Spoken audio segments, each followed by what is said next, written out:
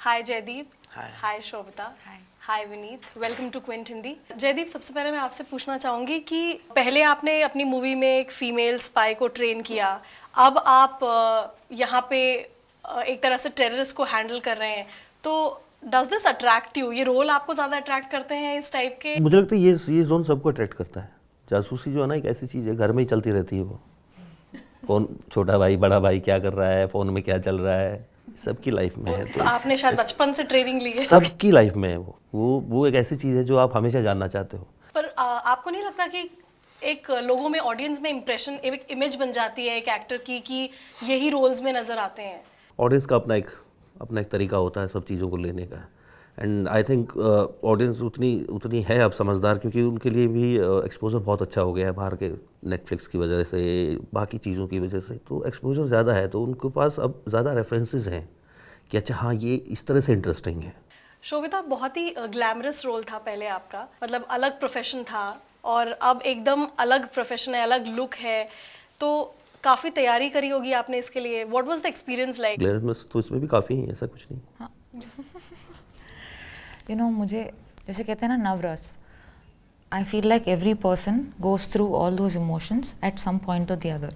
तो हर कैरेक्टर में फियर, एंगर या जो भी ये जो इमोशंस है, every character has its own version of it. ऐसा नहीं है कि ये स्ट्रॉन्ग है वो स्ट्रॉन्ग नहीं है, ऐसा नहीं है।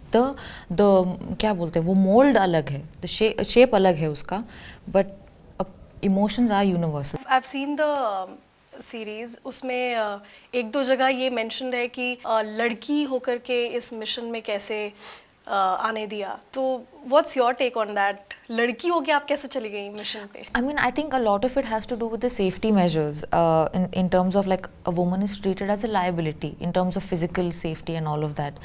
But I think Isha is a character who believes that she has the capacity for it, physically, mentally, psychological level pe. She thinks that she is an officer who happens to be a female. She doesn't see herself as a female officer. So I think it's very interesting, because I think I am also someone who's very empowered personally as a person. So to play a character in that zone is enjoyable. Vineet, आपको gangs of Wasseypur, अगली और ऐसी Bombay talkies जैसी movies में देखा है, लेकिन मुक्काबाज एक आई थिंक ऐसी फिल्म कह सकूंगी जहाँ से आपके करियर को एक किक मिला है। तो उसके बाद आपके पास बहुत ऑफर्स आए होंगे और सब होगा, तो कैसे सोच के आपने सेलेक्ट किए हैं स्क्रिप्ट्स? बिकॉज एक गलत स्क्रिप्ट या तो आपका करियर थोड़ा डगमगा जाए, ये सब आया होगा। तो क्योंकि कोई माई बाप तो है नहीं, तो वो बहुत ज़रूरी है, इसलिए मैं सबकी स्क्रिप्ट पढ़ता हूँ। मुक्काबाज, बिल्कुल आपने सही बोला। मुक्काबाज ने मुझे मेरी ज़िंदगी के 10 साल दे दिए।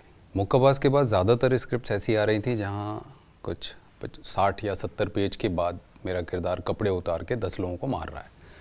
तो मुझे समझ में आया ये एक ट्रैप है, तो मुझे उससे बचना है। तो मैं वो करना चाहता था जहाँ मेरे कपड़े ना उतारे जाएं।